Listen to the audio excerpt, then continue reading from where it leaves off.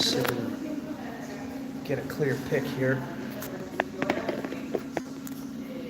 What's some decent sound? I got a white shirt. Seems like I'm all washed out. There are not any other colors around here. So it looks like that's just going to be. How is everyone? God bless. We give God glory. We magnify Him in the name of Jesus. Hey, been a little quiet. I've been doing daily messages again on Telegram.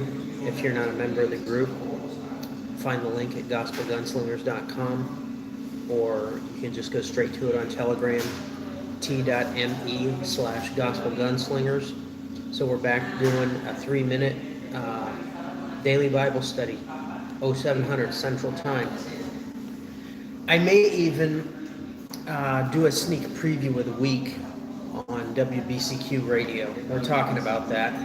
I have to pay for that, so we'll see. You know, that's why my verse of the day is not on KYAH terrestrial radio anymore, is because gas money give out. We have to pay for that. And I have got some feedback. So there's some people that saw us on KYAH, and we're really blessed to hear the Bible taught from a different perspective from the typical heretical, errant pacifism. It's horrid. It's an affront to the great nation of the United States and our very grave and faithful Puritan forebears who founded a nation and a new system of law and justice and of bearing the sword based on the Bible. Of course, before they even established that, they had to fight for it, you know. Some of them fled to refuge, some of them went to the waste howling wilderness, some of them sailed the ocean. And then after that, there was independence. USA really invented it. So I've got something important about preparing for battle and the sounding of the alarm, the whole idea of blowing the trumpet. Blow the trumpet in Zion, sound the alarm in my holy mountain, sound the alarm, the prophet Joel says. That's an interesting passage you may want to look into. And like a lot of beloved and famous passages, it probably means something very different from what it's beloved for. But I'll leave that to you. I want to start, and we're going to talk some about TLR. It's a little disturbing to me that now we're, 64, 66 days of Torben being locked up. And we get an occasional text from him. John, it's not a text. You may want to speak English, you know, if you're going to live here. I mean, I hope you take my advice and go back to your people, but if you're going to hang out here, you should probably learn that it's not a text, what we get from jail. It's a letter or a message or something like that. Not a text. You know, when I suggest something, it seems like 9 times out of 10, people will try to prove me wrong. They'll try to do the opposite. Because if they can make it work, then somehow they've got one over on me. You know, the apostle said in 3 John, Beloved, above all things, he said, I'll just read it. I'll quote it wrong, so let's just read it here. Revelation. He said he rejoiced to find his children walking in truth. I rejoiced greatly that I found of thy children walking in truth, as we received a commandment from the Father. You know, I built a trailer years ago, and my grandpa Sam, once I was done with it now, he's very Schwabish. Very German, very perfectionistic. I got done with this trailer, and he comes and gives me a compliment. And get a compliment from a guy like that, it's a rarity. You need to relish it when it happens. And he came, of course, some people probably feel that way about me. Oh, if Sam said anything good. Hey, Mr. Wayne, good to see you. Yeah, I think some people walk away, they get a compliment from me and they like clutch it close to them and they're like, wow, I can't believe it. Well, and that's how I felt, okay, when I got done building this trailer, which then we went and preached many campaigns with this trailer, you know, delivered our kitchen, set up food, you know, to serve food and minister the word. But Grandpa Sam came to me and he said, that trailer really came together nicely. I'm real happy with the way it came together. It was nice of him to say so. But my response was, well, Grandpa, I asked you about a dozen different aspects of that trailer in its design phase, and then I did almost everything that you said. So, even if someone is a Schwabish perfectionist from the Rhineland, which it's been many generations, Grandpa said he never heard anyone speak German in our family. He said, the only foreign language I've ever heard spoken in our family is Spanish lately. That's what Grandpa Sam said.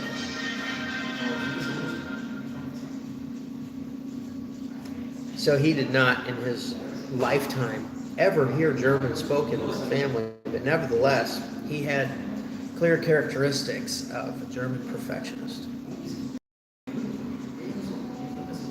So I guess I come by it honestly. Anyway, where was I going with that? The compliments. Oh, yeah. I guess I could have been amazed that Grandpa said something good, but I was very careful to do almost everything almost exactly the way that he said. And that's why I asked him, because I knew he'd have some really good design ideas. And then there were parts of it that were angled and braced, and how the braces came together. It was exactly how he and I talked about doing it.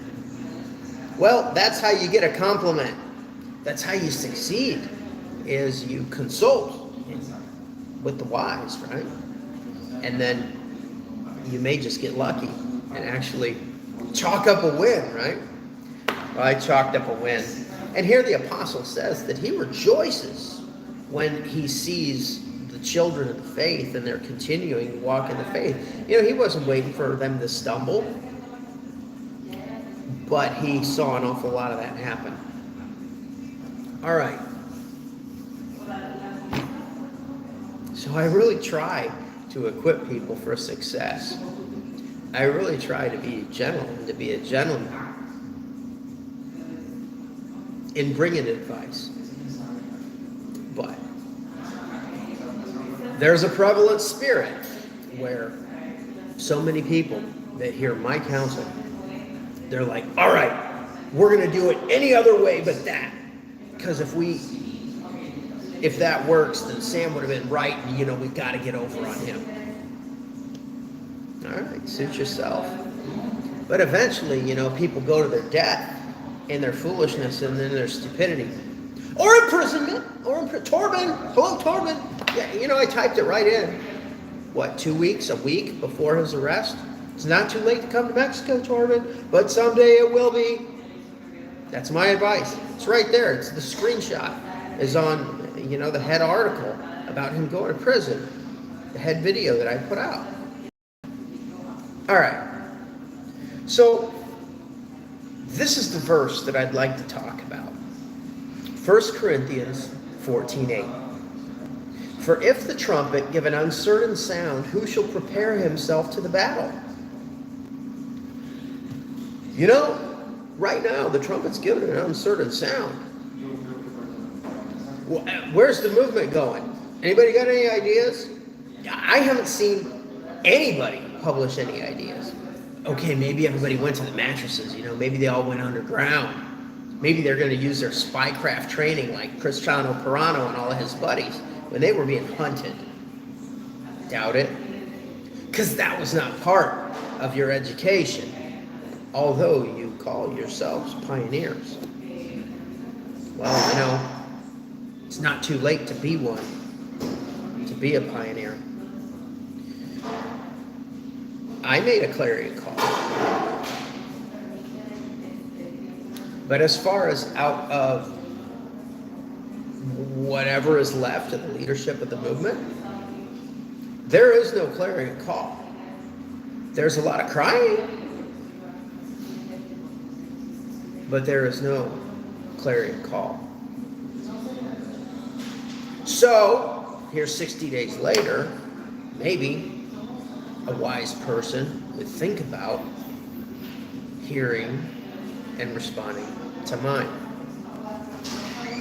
I'm going to come back to this passage, but let's just look in the Word about the blowing of the trumpet. One person who blew the trumpet is Ehud, the judge, after he made his famous left-handed assassination stroke. That's really a good place to start. I'm not going to go there to Judges, but after he killed Eglon, the king that was ruling over them, he escaped past the mines, and then he blew a trumpet. And that's when all Israel rallied. It would be nice for any foot soldiers that are still out there, that are still standing, that have not been shattered and scattered, fracasados in Spanish. It would be nice if they were to reassemble and get back in their ranks, get back to the job, bite the dog that bit them. All right, I want to go straight to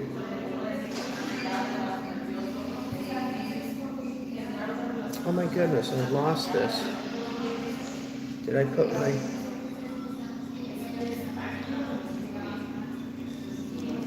I may not have noted this. Let me just look for it. It's here in Deuteronomy.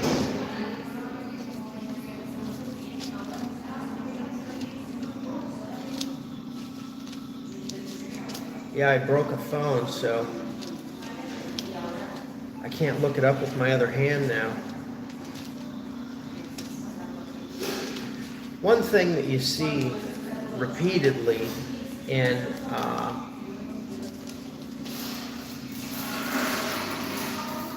amongst church circles is the natural trumpet, the shofar. And that's all great. That's not all great. And I'll tell you why it's not all great. Because the concision is still out there. We got to be really careful with this Hebraism. Very careful with it. Because the concision is still out there.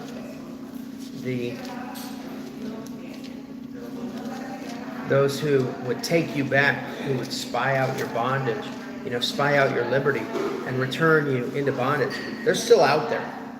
The apostle warns of this, but it's like still happening. And so there's a point where getting into Hebrew culture too much is not beneficial.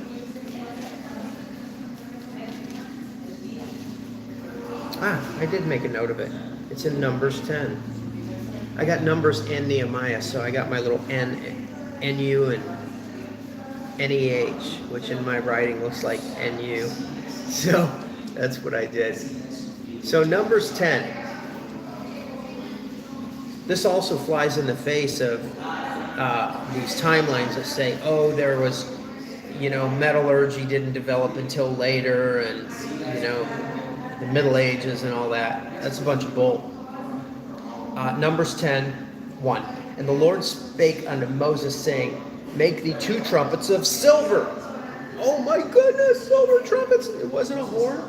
It wasn't a little twisty horn. These were advanced people. They were not barbarians. They were very civilized. I may sneeze here.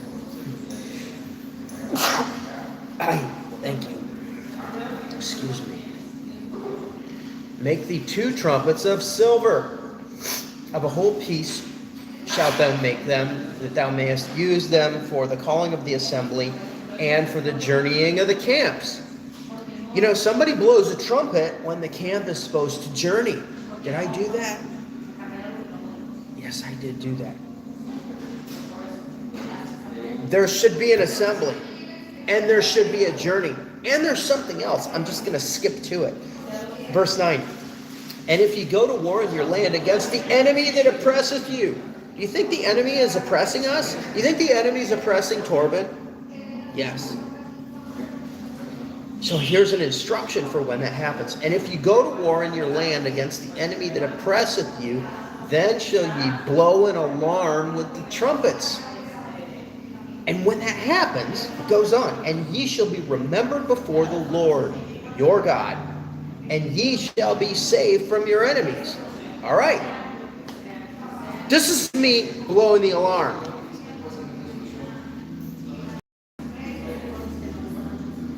And then it tells that the alarms are to be blown also on their feasts and solemn days. You know, there is a calling of the assembly together. Verse 3. And when they shall blow with them silver trumpets, all the assembly shall assemble themselves to thee at the door of the tabernacle of the congregation. And if they blow but with 1 trumpet, then the princes which are heads of the thousands of Israel shall gather themselves unto thee. Maybe I only blew 1 trumpet. All right, so where are the princes? Waiting for their number to come up, reading the text from jail. Foolishness. I would like to, at a later time, find you all walking in truth, and not in the dungeon in the gulag, or dead. You know, there. The enemy's out there prowling like a roaring lion. He's trying to devour. When ye blow an alarm, verse 5, then the camps that lie on the east part shall go forward. When ye blow an alarm the second time, the camps that lie on the south side shall take their journey. They shall blow an alarm for their journeys. But when the congregation is to be gathered together, ye shall blow, but ye shall not sound an alarm. And the sons of Aaron the priests shall blow with the trumpets, and they shall be to you for an ordinance forever throughout your generations.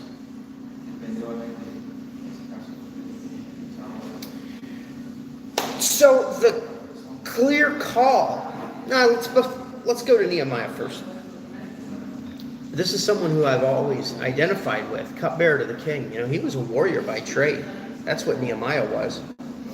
Feel free to throw in a comment or a question. We're back on live, so we can have fun with all of that. All right. After all the kings, Nehemiah. And so while it's very alien to a lot of people what Nehemiah did and who he was and how he moved diplomatically to prepare the way to go and stand before real enemies and to build new fortifications so that the house of the Lord can be built.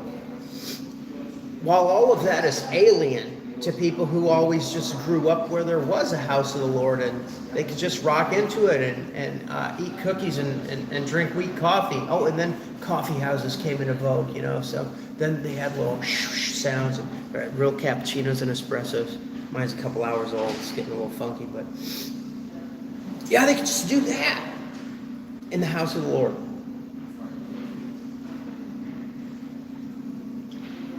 Those people, you people,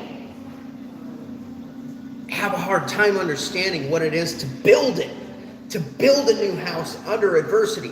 I've been doing that, literally, and it's there. The walls are up now. But Nehemiah has always had a special significance for me. Yeah, I am a swordsman. I am a gunfighter. It's not a joke. Yeah, I can break concrete with my hand. And human bones, by the with.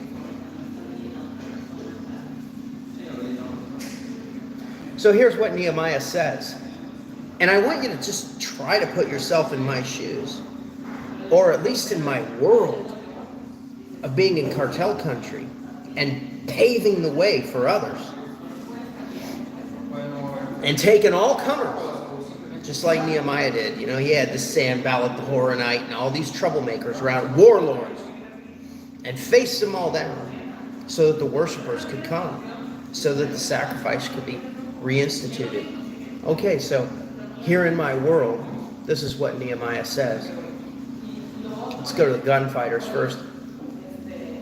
Before we even get to gunfighting and sword fighting, they worked the work. You know, they went out and cleaned up the escombros. They picked through the rubble. They pulled out stones. They cleaned out the debris. And then they mixed concrete, and they laid stone upon stone, and they built the bulwarks, every man right in front of his own house. And here, as they're doing that, 4:17, Nehemiah. They which builded on the wall, and they that bear burdens with those that laded, every one with one of his hands wrought in the work, and with the other hand held a weapon. That's first. They were ready to fight at any moment. Don't tell me it's figurative. Oh, 2 viewers just clicked off. So those 2 people will go on without my advice and suffer for it. It's all right. Anybody else want to do it their own way? You know, if anybody had any idea how long my fight card is and how many battles I have persevered through, they'd be very, very, very good listeners. For the builders, every one had his sword girded by his side, and so builded, and he that sounded the trumpet was by me. So here Nehemiah, Ehud fought the fight, killed the king, and blew the trumpet himself. Nehemiah had an assigned bugler that was with him at all times. And then this was the command. This is how Nehemiah set it out. Verse 19, and I said unto the nobles and to the rulers and to the rest of the people, the work is great and large, and we are separated upon the wall, one far from another. Verse 20, here's the command. In what place therefore ye hear the sound of the trumpet, resort ye thither unto us. Our God shall fight for us. So he throws back to the command in Numbers, that the alarm is to be sounded and that then God will fight for you. But the call of the trumpet is a call to assembly, Resort ye thither unto us. And then this is how they worked, waiting for the call of the trumpet. And in Nehemiah's experiment, the threat was enough. Because they were armed, because they were ready at all times to fight. He never had to blow it. Many other occasions in the Bible, they did blow the trumpets. Let's go back to 1 Corinthians. And I will not be much further tedious. So if anybody has a question, do shout it out. Okay. You know, this chapter is about speaking in other tongues. And this is a doctrine that Torben's been very bold to lay out with clarity. And to come into our nation, which has, you know, the majority has always rejected Pentecost in the USA. And Torben rocked right in there and gave this message. The message of the full gospel. No, you must be born again. You probably have a defective baptism. You're probably affected. You're probably a member of a church movement that has over the centuries realigned with Rome. You probably have a defective baptism. And that's probably why you have not moved into the fullness of the Holy Ghost. So this is lesson 1 of the Reform School, Pioneer School. And Torben was very bold to come into the United States with that doctrine. That's part of what drew me immediately to him, is that he was standing up and making a bold stance where really people have been mealy-mouthed. Even mentors of mine, they tried to convince people little by little. Other ones didn't. You know, William Branham, Clayton Sonmore, they flatly confronted people. You probably, aren't a part of this kingdom. So that's what 1 Corinthians 14 is really about. And you know, even some friends of mine, one of their journalists put out an article recently about how speaking in tongues is wrong. And of course, you know, it was just a 5-minute read, so it was inadequate to address the different sides of the doctrine. And it was by a biased person who had been convinced that we're all loony, those of us who believe that God will visit his people, that he will fight for us, that we can overcome and prevail. You know, I'm going to give you a little sneak preview here. I was studying in John today, and I came across. I was hearing the resurrection of Lazarus. So that's here in John 11. You know, and he that was dead came forth, verse 44, bound hand and foot with grave clothes, and his face was bound about with a napkin. Jesus saith unto them, loose him and let him go. All right, so now there's astonishment, right? To a degree. Then many of the Jews which came to Mary and had seen the things which Jesus did believed on him. But then some went and tattled. All right, so then what do? You know, you go to church and everybody cuts a rug and they have a good time and they even maybe see a miracle. And if you do, great. But then what? Then, you got to tighten up your tie, get yourself together, walk outside. Because you still got all the haters out there, right? Those haters are there. And the haters were here in John 10, 11, 12, and 13. You know, Jesus, they were hunting him. You know, Jesus had to go to the feasts. Once he was grown, it's required. Every male had to present himself 3 times in a year in Jerusalem. And so the Pharisees had it staked out. And they're like, if he shows up, we're going to get him.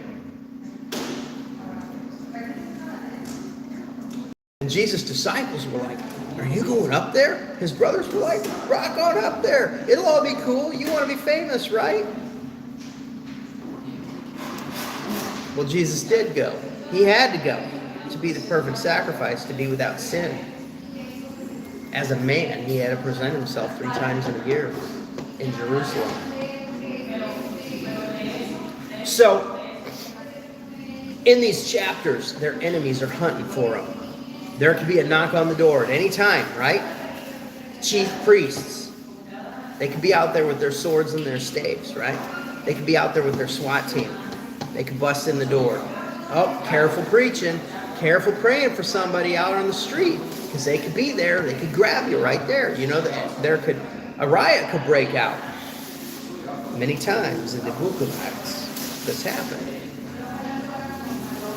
So when somebody sees a miracle, at that point, they've got a decision to make. They got to decide whether they're going to live by the sword or not. They got to decide whether they're going to go all in on this kingdom, whether they're going to burn their draft card, whether they're going to burn their Communist Party membership card in whatever, you know, crappy fallen kingdom they were in, even the old Jerusalem. All right, so verse 18. This is some real sound wisdom of this world, right? Earthly, sensual, devilish wisdom, right? Here's what they say. If we let him thus alone, if they let Jesus preach, right? If we let him thus alone, all men will believe on him, and the Romans shall come and take away both our place and nation. Ah! The whole reason that God does miracles is so that people figure out that he's the creator of heaven and earth. And that they can know him. And that they can enter in under his wing, right? Get under him, get close to his pinions. That they can dig into the rock like the wise conies. They're feeble folk, but they dig in under those rocks. And the wolf pack can't get them. Not if they're in there. Now, if the trumpet blows an uncertain sound and the flock is scattered and they're out wandering around all by their lonesome, that's another thing entirely. Don't be that guy, right? All right, I wasn't going to share that. It's really for another day. But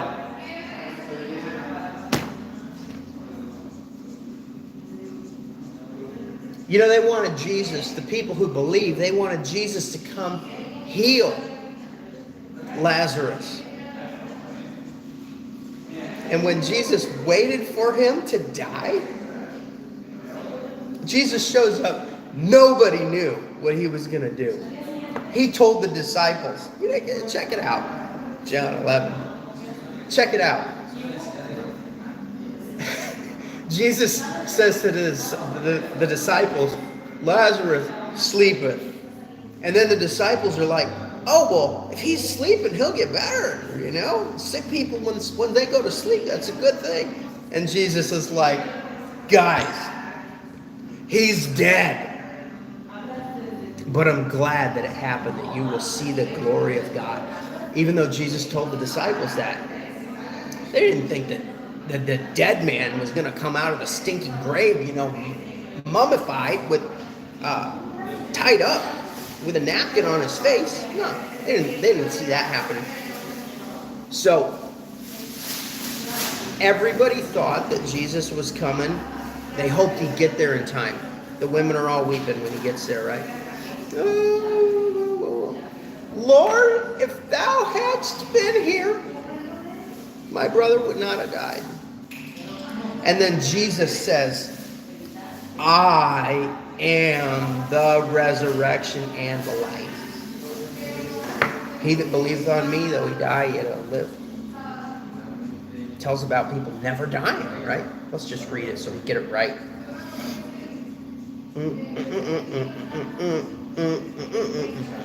Said I not unto thee that if thou wouldest believe, thou shouldst see the glory of God?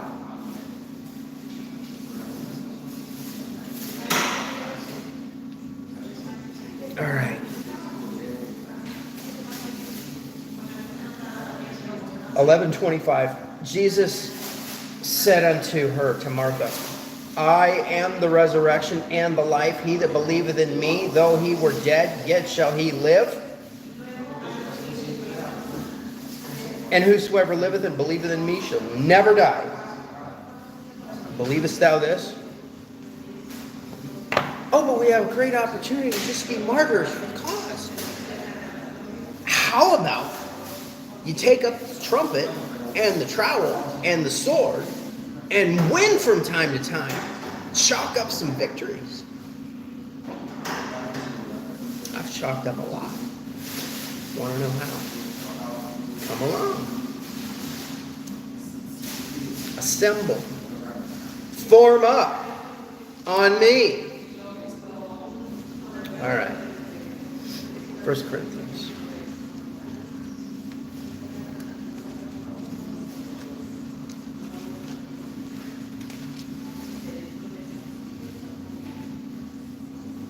So, there's been a lot of talk about if you have the Holy Spirit, then you'll always have the direction of God, different variations on that. And I would just like to say that 1 Corinthians 14 tells that there is a time for tongues and there is a time for a clarion call where people speak to you in your language. They'll give you a text.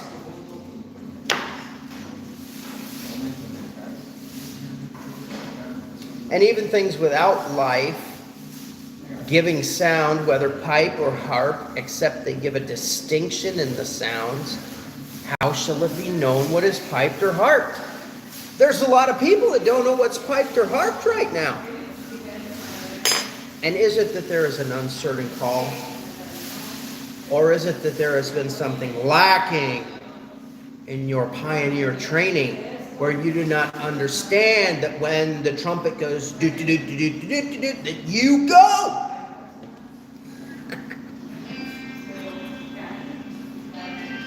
Maybe it's that.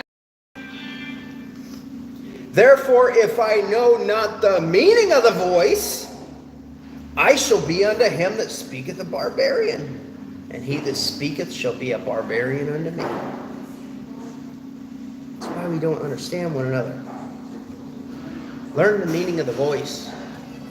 Observe that this is a commandment, that the trumpet is to be blown at the rally point, that this is how successful campaigns begin. And that is when the scattered sheep and the shattered forces, las fuerzas fracasadas, unite. So think about doing that. I'm still here, 60 some days later. This is how real missionaries carry the word. They still wear out. I don't even beat it up very much. The official space pen. It's the official pen of the mission field. Resort ye thither. Nehemiah chapter 4, 18, 19, and 20. Hey everybody, come along. GospelGunslingers.com.